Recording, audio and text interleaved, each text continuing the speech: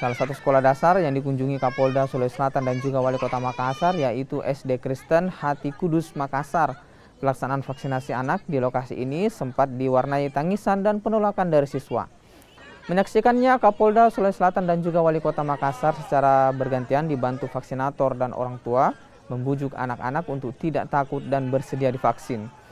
Kehadiran Kapolda Sulawesi Selatan, Irjen Nana Sujana dan juga Wali Kota Makassar dan Pemantau merupakan bagian dari peninjauan launching roadshow vaksinasi anak di 32 sekolah di Kota Makassar.